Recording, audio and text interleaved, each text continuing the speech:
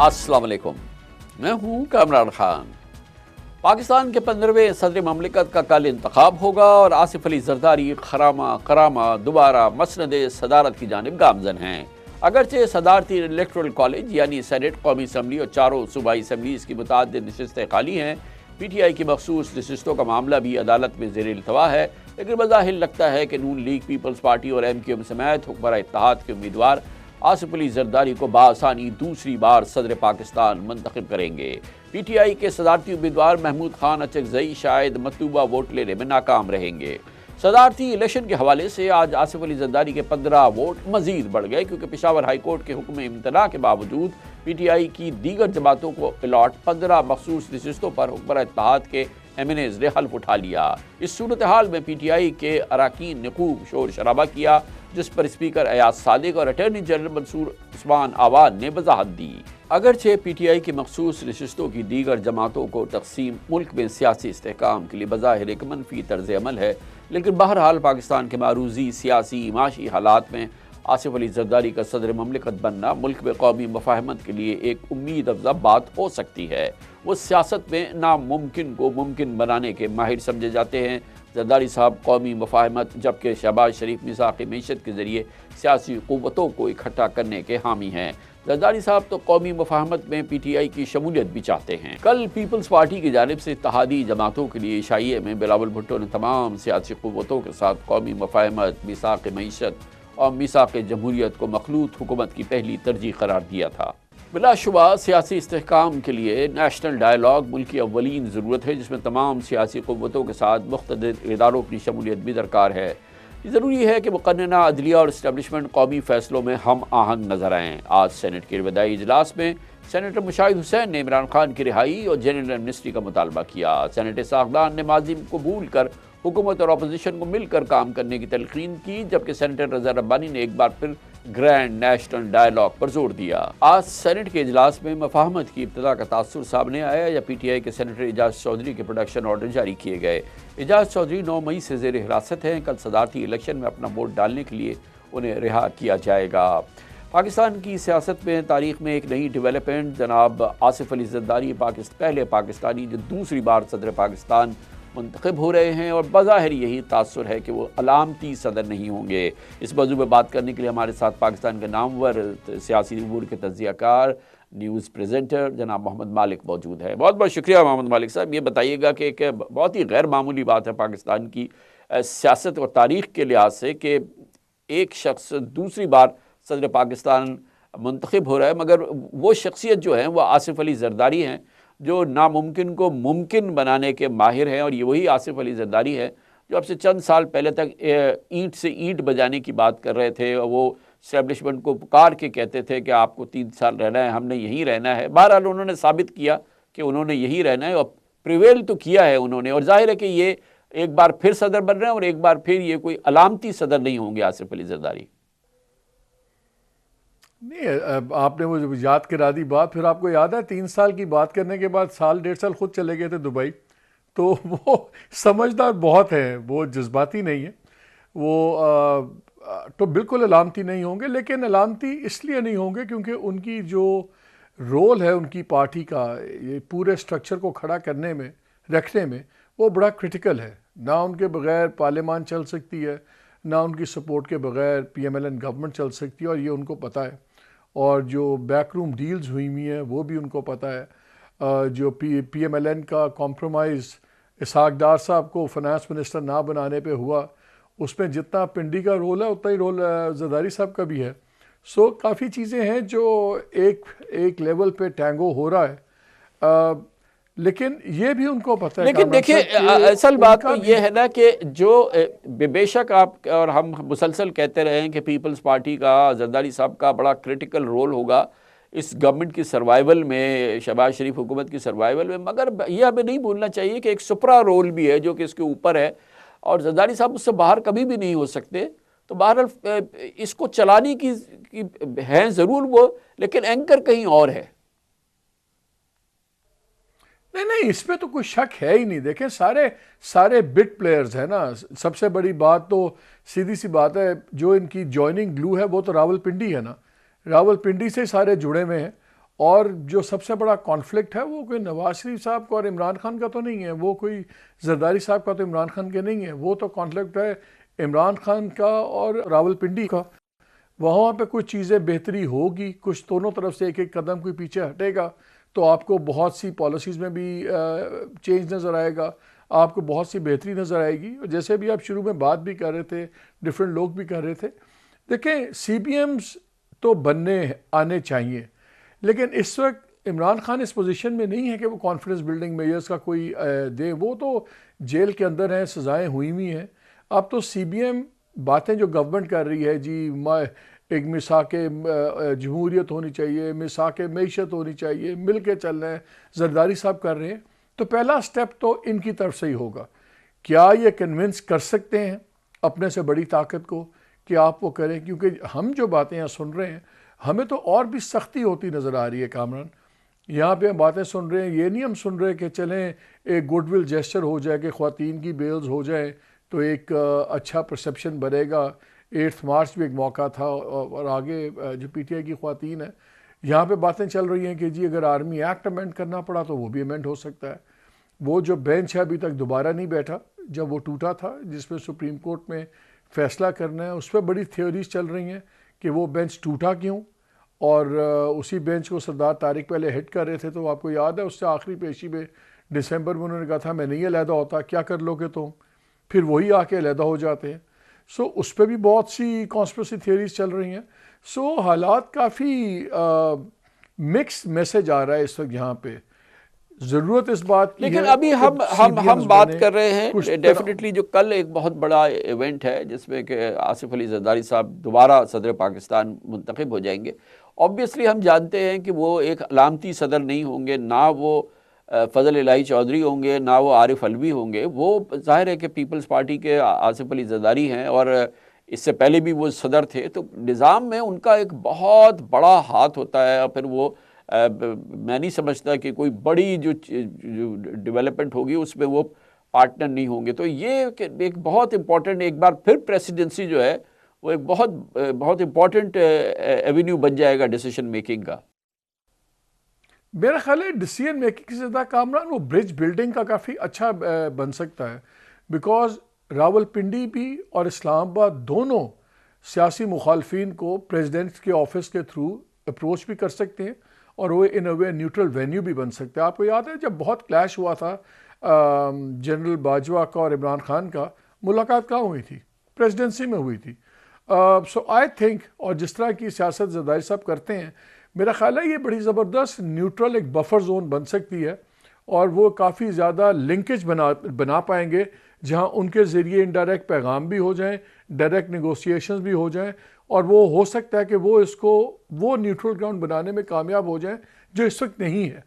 اس وقت عمران خان اور پنڈی کے درمیان میں بات کرنے کے لیے کوئی نیوٹرل جگہ نہیں ہے، اس وقت پی ٹی آئی میں اور گورنمنٹ میں بات کرنے کے لیے کوئی نیوٹرل جگہ نہیں ہے۔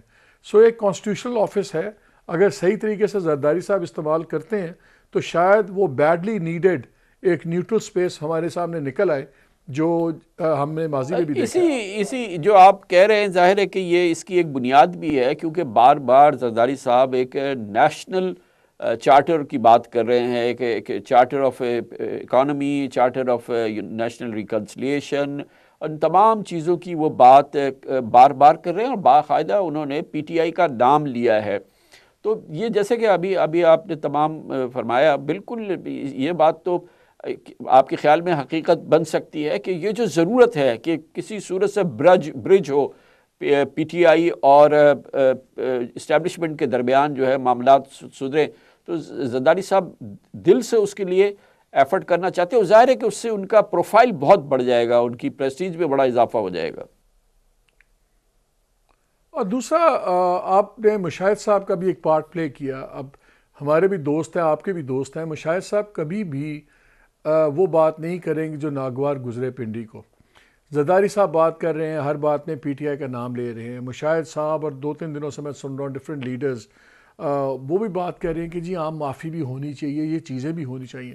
دیکھیے اگر پنڈی نے بھی 2 قدم پیچھے ہٹنا ہے تو ان کو اس کے لیے بھی ایک فضا بنانی پڑے گی کہ ان سے 10 مختلف حلقے ریکویسٹ کریں اسی طرح مجھے لگتا ہے کہ نیکسٹ راؤنڈ میں بہت سی ریکویسٹ ہم عمران خان صاحب سے بھی سنیں گے.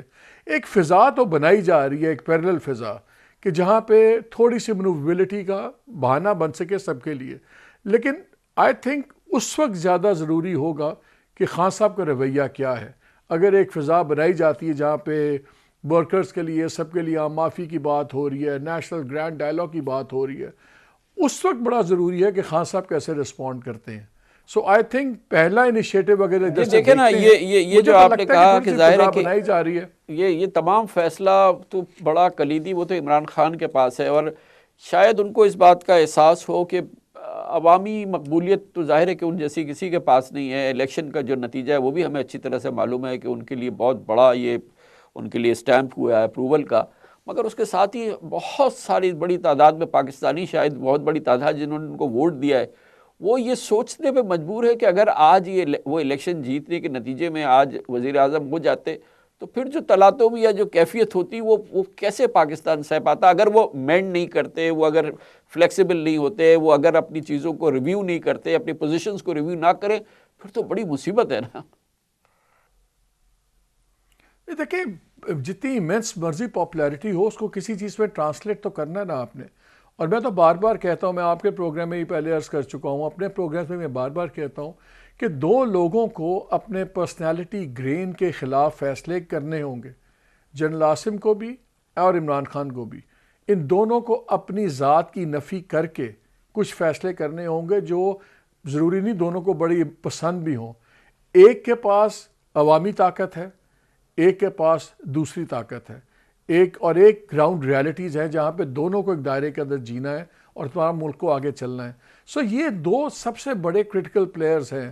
زرداری صاحب ہو گئے، میاں نواز شریف ہو گئے، شہباز شریف صاحب ہو جائے، یہ سپورٹنگ کاسٹ تو آپ کہہ سکتے ہیں، لیکن جو دو پلے کے لیڈ کیریکٹرز ہیں وہ یہ دو لوگ ہیں، چاہے وہ جیل میں ہیں یا نہیں ہیں، یا کوئی اپنے گھر میں آزاد ہیں وہ وہاں پہ ہیں. لیکن میرا خیال ہے آزاد یہ دو لوگ ہیں، باقی مقید ہو گئے ہیں. بہت بہت شکریہ، بہت شکریہ محمد مالک ہمارے ساتھ تھے. Commercial break. اور تصادم کی جو کیفیت ہے وہ سب سے زیادہ نئی حکومت آنے کے بعد نمایاں ہے خیبر پختونخوا میں، جہاں پر کابینہ کا پہلا اجلاس ہوا. علی امین گنڈپور کا وہی انداز، انہوں نے صدارت کی. دھواں دار اجلاس تھا، جس کے بعد انہوں نے وفاق سے مطالبہ کیا کہ ہمیں 1500 ارب روپے آپ نے دینے ہیں، وہ ہمیں دیں. اور اس طرح سے ایک تصادم کی فضا جو ہے وہ مسلسل برقرار ہے. اس کی بات کرتے ہیں چھوٹے سے وقفے کے بعد. Welcome back. اس میں کوئی شک نہیں کہ پاکستان کے معاشی اور سیاسی استحکام کے لیے وفاق اور کے پی کے درمیان خوشگوار تعلقات بے حد ضروری ہیں، جس کے لیے تالی دونوں ہاتھوں سے ہی بجے گی. تاہم ابھی حالات بہت سازگار دکھائی نہیں دے رہے. وزیر اعظم کو حلفبرداری تقریب میں وزیر اعلیٰ خیبر پختونخوا نے شرکت سے گریز کیا تھا، جبکہ پرسوں وزیر اعظم کی پشاور آمد کے موقع پر بھی علی امین گنڈاپور ان کے استقبال کے لیے نہیں آئے تھے. انہی حالات میں آج کے پی کابینہ کا پہلا دھواں دار اجلاس ہوا، جس کے بعد میڈیا سے بات کرتے ہوئے وزیر اعلیٰ علی امین گنڈاپور نے وفاقی حکومت کے سامنے مطالبات رکھ دیے. وزیر اعلیٰ کے پی کے مطابق وفاق کے ذمے صوبے کے 1500 ارب روپے کے واجبات ہیں. وفاق سے کے پی کا حق ہر صورت لے کے رہیں گے اور ہر قانونی راستہ اختیار کریں گے، یہ کہنا تھا علی امین گنڈاپور کا. اس سے قبل قومی اسمبلی سے خطاب میں سابق اسپیکر اسد قیصر نے بھی وفاقی حکومت سے خیبر پختونخوا کے لیے مختص فنڈز کے اجراء کا مطالبہ کیا تھا اور دھمکی دی تھی کہ اگر صوبے کا حق نہیں دیا گیا تو کسی کو حکومت نہیں کرنے دیں گے.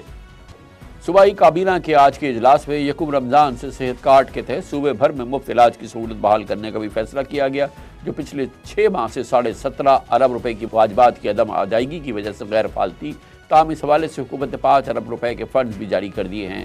صحت کارڈ کی بحالی سے تقریباً 1 کروڑ 20 لاکھ خاندان مستفید ہو سکیں گے. کل ہم نے اپنے پروگرام میں پنجاب کی ہیلتھ کارڈ اسکیم کی غلط استعمال کی نشاندہی کی تھی، جس کے بعد آج وزیر اعلیٰ کے پی نے بھی ہیلتھ کارڈ پروگرام کو شفاف بنانے کا اعلان کیا. ایک بڑی کشمکش کا ماحول ہے کے پی اور وفاقی حکومت کے درمیان، جو اب شروع ہوا ہے اور نہ جانے کب تک جاری رہے گا اور اس میں کتنی شدت آئے گی. اس موضوع پہ بات کرتے ہیں. ہمیں جوائن کر رہے ہیں جناب مزمل اسلم، مشیر خزانہ ہے خیبر پختونخوا حکومت کے، اور آج کی کابینہ کے اجلاس میں شریک تھے. مزمل اسلم صاحب بہت بہت شکریہ. یہ بتائیے گا کہ معاشی معاملات ہوں، خزانے کے معاملات ہوں، ان کو مینیج کرنا ہو یا پلان کرنا ہو تو آئی ایم شیور کہ وہ آپ کی ایک اسکل بھی ہے، ایجوکیشن بھی ہے، ایکسپوجر بھی ہے، اس میں تو آپ کام کر سکتے ہیں. مگر یہ تو ایک جنگ کا سا سما ہے اور ظاہر ہے کہ جو کے پی کی حکومت اور وفاق کے درمیان اس وقت کی جو بات چیت ہم سن رہے ہیں تو بہت ہی زیادہ تشویش کا معاملہ ہے. اوور ویو ہمیں دیجیے اس وقت کے پی کی جو معاشی حالات ہیں، خاص طور پہ جو خزانے کے حالات ہیں حکومت کے، وہ کیا ہیں؟ دیکھیں کامران بھائی، آپ کو یاد ہوگا کہ جب پچھلے سال پی ڈی ایم کی حکومت تھی تو بلاول نے سندھ کے لیے کچھ فنڈز مانگے تھے، اور جب وہ فنڈز نہیں دیے تھے تو بلاول صاحب نے دھمکی دی تھی کہ ہم بجٹ نہیں پاس کرنے دیں گے. تو یہ تو جو حکومت میں اتحادی ہوتے ہیں وہ بھی ڈیمانڈ کرتے ہیں. اب جو کے پی کا مسئلہ یہ ہے کہ جیسے آپ نے درجنوں پروگرام کیے ہیں سرکولر ڈیٹ پہ، تو یہ بھی ایک سرکولر ڈیٹ ہے جو وفاق نے جو ہے کے پی کے دینے. پاکستان کی اس وقت سب سے سستی بجلی کے پی سے آتی ہے، 2 روپے 2.5 روپے یونٹ جو پانی سے بنتی ہے. آپ اس کے 2 روپے یونٹ نہیں دے رہے، اور دوسری طرف آپ نے یہ جو آئی پی پیز لگائے ہیں ایل این جی پہ اور یہ ساری چیزوں میں، اس پہ آپ 28 روپے فی یونٹ ان کو بھرتے ہیں.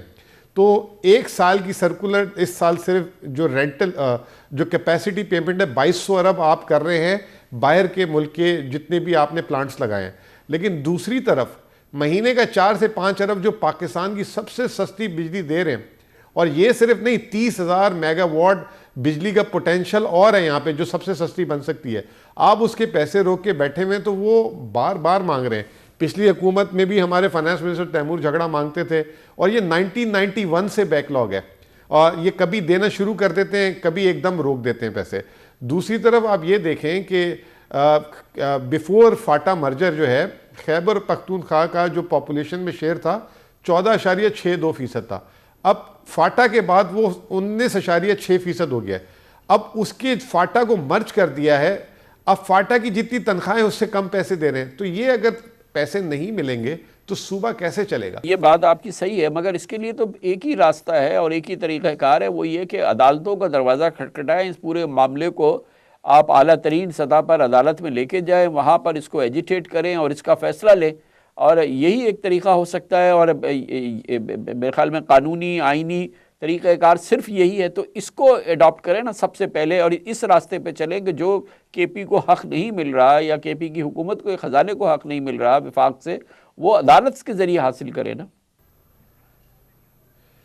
کامران بھائی، یہ آپ کو مزے کی بات بتاؤں کہ یہ جو ہے وفاق ایگری کرتی ہے کہ یہ پیسے دینے ہیں، ڈس ایگری نہیں کر رہی، لیکن پیمنٹ نہیں کر رہی. یہ ڈسپیوٹ نہیں ہے. ایک ہوتا ہے نا ڈسپیوٹ کہ آپ کہہ رہے ہو کہ میرے اتنے آپ نے ارب دینے ہیں، وہ سامنے والا کہے کہ نہیں میں آپ کے نہیں بنتے. وہ اس چیز کو ایگری کر رہی ہے لیکن اس کی پیمنٹ ریلیز نہیں کر رہی. اب اس کے لیے آپ نے جو بات بولی ہے، میرا اپنا خیال یہ ہے کہ اگر یہ چیز نہیں ہوگی تو پھر یہ معاملہ واقعی میں عدالتوں میں جائے گا اور عدالتوں کے تھرو پھر بات کی جائے گی. لیکن مسئلہ یہ کہ وہ پاکستان کا ایک حصہ ہے. تو آج آپ نے جائزہ لیا ہوگا ڈے ٹو ڈے فائنینسز کیسے چل رہے ہیں، کس پوزیشن کے اندر ہیں اس وقت کے پی کے فائنینسز جو ہیں، اور وہ کس طریقے سے جو ڈیلی معاملات ہیں وہ اس کو چلا رہے ہیں، اور کتنی اس کی مسل ہے، کتنی ابھی اس کی کیپیسٹی ہے کہ ڈے ٹو ڈے معاملات جو ہیں جو خیبر پختونخوا کے سرکاری وہ چلتے رہیں اور وہ خزانہ اس کو آئل کرتا رہے. دیکھیں ڈے ٹو ڈے معاملات جو ہیں اس فسکل ایئر کے ابھی تک بہترین چل رہے ہیں، اور انشاءاللہ تعالی جو سرپلس دینا ہے وفاق کو اس کے قریب بھی جائے گا. لیکن یہ جو ہے اپنے پیٹ پہ پتھر باندھ کے جو ہے صوبہ چل رہا ہے. جو ڈیولپمنٹ فنڈ ہے اس کو ریلیز نہیں کر پا رہے کیونکہ یہ جو نیٹ ہیڈل ریونیو ہے، یہ جو ہے ریونیوز ہیں وہ نہیں آ رہے اور دوسری چیزیں نہیں آ رہی. تو پیٹ پہ پتھر باندھا ہوا ہے، بہت ساری چیزوں پہ کٹ لگایا ہوا ہے، اور بہت ساری جسے کہتے ہیں کہ پوزیشنز میں جہاں ہائرنگ ہونی ہے اس کو بھی ابھی علی امین صاحب نے فریز کر دیا ہے. بہت بہت شکریہ مزمل اسلم، مشیر خزانہ خیبر پختونخوا حکومت، ہمارے ساتھ پشاور سے موجود ہے. کمرشل بریک، اس کے بعد ذکر کریں گے عدالتی احکامات ہوتے ہیں، وہ ہو تو جاتے ہیں مگر اس کے بہت دور رس اثرات ہوتے ہیں. ایسے ہی ہوا ہے، سندھ ہائی کورٹ نے آج فیصلہ دیا ہے یا ایک اسٹے آرڈر جاری کر دیا ہے جس کے ذریعے گیس کی قیمتوں میں جو اضافہ ہوا ہے سندھ میں اس پر انہوں نے اسٹے آرڈر کر دیا ہے اور اس اضافے کو روک دیا ہے.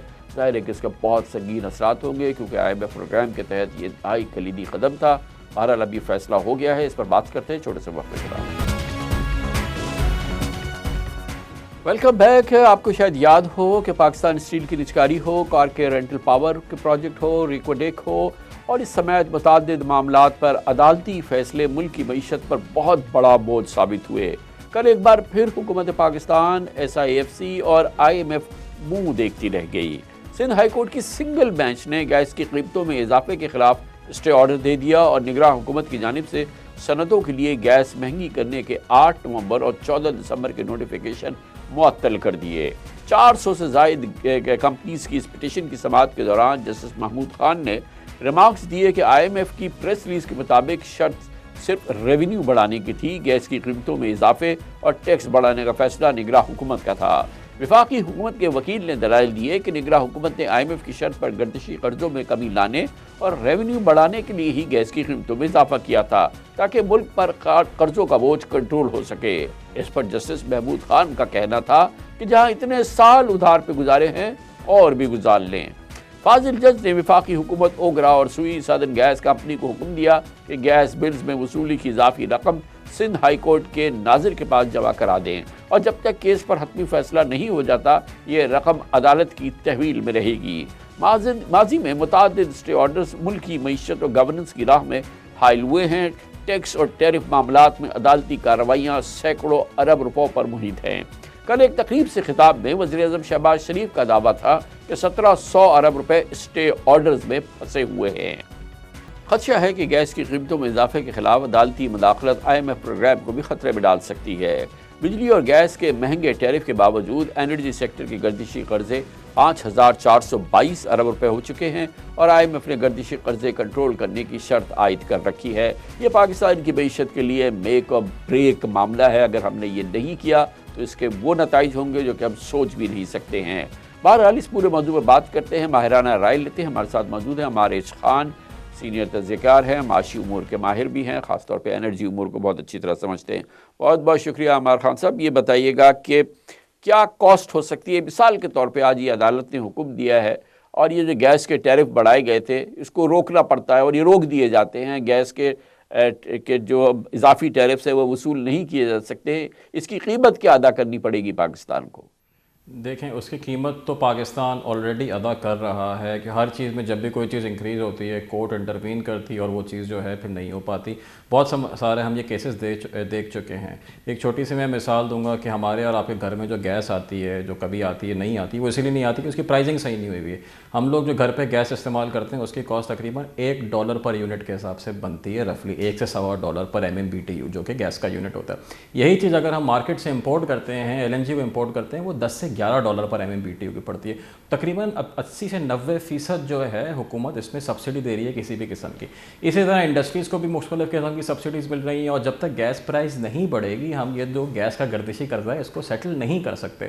اور جب کورٹ انٹروین کرتی ہے ان چیزوں میں کہ جی گیس پرائز کیا ہونی چاہیے، یہ تو کورٹ کا ٹیکنیکلی مینڈیٹ ہی نہیں ہے کیونکہ پرائز جو ہے ایک مارکیٹ ڈریون ایک چیز ہوتی ہے۔ اگر اس میں کورٹ انٹروین کرنا شروع کر دے تو اس سے نقصان ہی ہوتا ہے، فائدہ کبھی بھی نہیں ہوا۔ اور یہ ہم دیکھ چکے ہیں بہت ساری چیزوں میں، کچھ رینٹ کے بھی جو ٹیکسز ہیں، بے تحاشا چیزیں ہیں جس میں ہم یہ چیز دیکھ چکے ہیں۔ اور گیس میں اب یہ حالت ہو گئی ہے کہ گردشی قرضہ جیسا آپ نے فرمایا اتنا بڑھ چکا ہے کہ اگر یہ پرائز اور ایڈجسٹ نہیں ہوگی تو یہ اور بڑھتا رہے گا اور ایک وقت ایسا آئے گا کہ ہمارے پاس اتنے پیسے نہیں ہوں گے کہ اور گیس امپورٹ کر سکیں۔ تو یہ صورتحال ہے۔ تو اگر ہم یہ گیس کی قیمت فریز کر دیتے ہیں اور ہم یہ قیمتیں نہیں بڑھاتے تو کیا ممکن ہے کہ اس کے باوجود IMF پروگرام چلتا رہے اور IMF کسی قسم کا اعتراض نہ کرے، اور یہ کہ یہ IMF پروگرام کے لیے زہر قاتل ہو سکتا ہے اگر ہم یہ بجلی اور گیس کی قیمتیں اپنی نہیں بڑھاتے ہیں؟ تو یہ بہت مشکل ہوگا کہ IMF پروگرام ہم کنٹینیو کر سکیں یا نیا ایک پروگرام لے سکیں بغیر انکریز کرے، کیونکہ ہم سبسڈی جو ہے اس پہ دیے جا رہے ہیں اور سبسڈی جو ہے وہ آہستہ آہستہ بڑھ رہی ہے اور گردشی قرضہ جو ہے اس کا بڑھے جا رہا ہے۔ اگر بجلی کی قیمت نہیں بڑھاتے، گیس کی بھی قیمت نہیں بڑھاتے تو یہ گردشی قرضہ اور بڑھتا رہے گا۔ جب گردشی قرضہ بڑھے گا ہم جو ہیں IMF کو اسینشلی ایک سگنل دے رہے ہیں کہ جی ہم جو اپنا فسکل ہاؤس ہے یا جو ہمیں اخراجات اور آمدن ہے اس کو مینیج نہیں کر سکتے، تو اس کیس میں IMF بھی یہ بولے گا کہ جی آپ اگر مینیج نہیں کر سکتے تو پہلے اپنے جو انٹرنل جو ہاؤس ہے، اپنے جو فائنینشیل ایشوز ہیں اس کو مینیج کریں پھر ہمارے پاس آئیں۔ تو یہ ایک ہمیشہ ایک کرٹیکل شرط ہوتی ہے کہ جی بجلی کی قیمت بڑھنی چاہیے۔ وہ کیوں بڑھنی چاہیے؟ وہ اس لیے نہیں بڑھنی چاہیے، IMF کو شوق نہیں ہے کہ وہ قیمت بڑھائے، وہ اس لیے بڑھنی چاہیے کیونکہ ہم نے مختلف ان ایفیشینسیز کو جو ہے سبسڈی کے تھرو کور کیا ہوا ہوتا ہے، جیسے کہ گیس کے سلسلے میں کہ جو ایک $11 کی $10 کی چیزیں ہم $1 کی بیچتے ہیں، یا بجلی کے سلسلے میں کہ جو بہت ساری ٹرانسمیشن اور ڈسٹریبیوشن کی ان ایفیشینسیز ہیں وہ ہم جو ہے کنزیومر سے کور کرتے ہیں, یا کنزیومر سے بے تحاشا ٹیکس کور کر سکتے ہیں جو کہ دوسری جگہوں سے کور کرنے چاہیے. تو اسی لیے جو ہے IMF پہ اس پہ زیادہ پش کرتا ہے کہ پہلے گردشی قرضے جو ان کو کم کریں. اگر نہیں کریں گے تو IMF کے پروگرام کو کنٹینیو کرنا بہت مشکل ہوگا.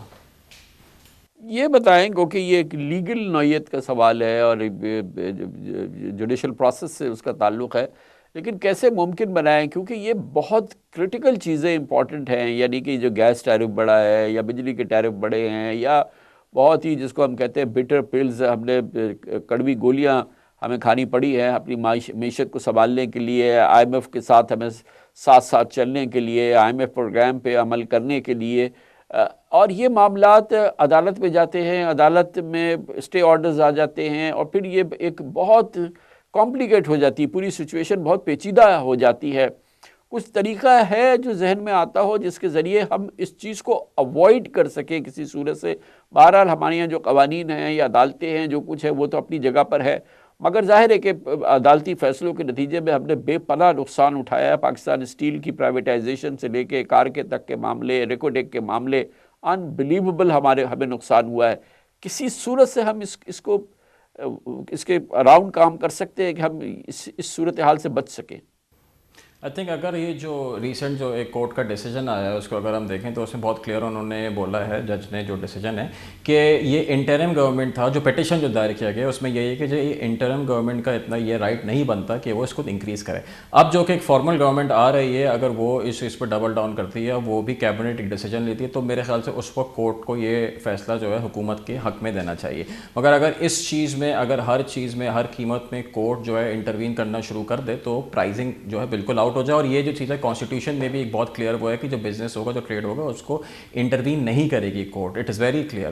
تو وہ تو کانسٹیٹیوشن اس کی جو ہے انٹرونشن ہوگی, خلاف ورزی ہو جائے گی. سو آئی تھنک جب نئی حکومت آ جائے گی, جب فیڈرل کیبنٹ بن جائے گی اور وہ ایک ڈیسیجن لیں, تو courts will take a step back. Courts کو تھوڑا پیچھے ہٹنا پڑے گا. تھینک یو سو مچ. ہمارے خان ہمارے ساتھ موجود تھے.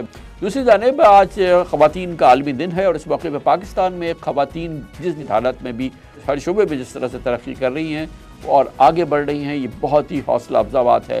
سائنس و ٹیکنالوجی ہو, طب ہو, فنون لطیفہ, کھیل, زراعت, تعلیم, عدلیہ, سیاست, ہمارے عسکری ادارے ہو, خواتین اپنی ذمہ داریاں بہت احسن طریقے سے انجام دے رہی ہیں اور ملک کی ترقی میں کلیدی کردار ادا کر رہی ہیں. خواتین کے عالمی دن کے موقع پہ پاکستانی خواتین خراج تحسین کی خصوصی مستحق ہیں, جنہوں نے ہر میدان میں اپنی صلاحیتوں کا لوہا منوایا ہے. پاکستانی خواتین کی کامیابیوں سے متعلق آپ کو ہم دکھاتے ہیں خصوصی رپورٹ جو ہمارے نمائندے زہیب احمد نے ترتیب دی ہے. یہ شاندار کہانیاں تھیں پاکستان کی شاندار خواتین کی, جو ہم نے خاص طور پہ آپ کے سامنے رکھی آج خواتین کی اس عالمی دن کے موقع پر. اور اس کے ساتھ ہی ہمارے آج کے پروگرام کا اختتام ہوتا ہے. سیٹرڈے سنڈے کی ہفتہ بھر تعطیل رہتی ہے. پیر کو انشاءاللہ آپ سے پھر ملاقات ہوگی. پیر تک کے لیے کامران خان کو اجازت. اللہ حافظ. ناصر.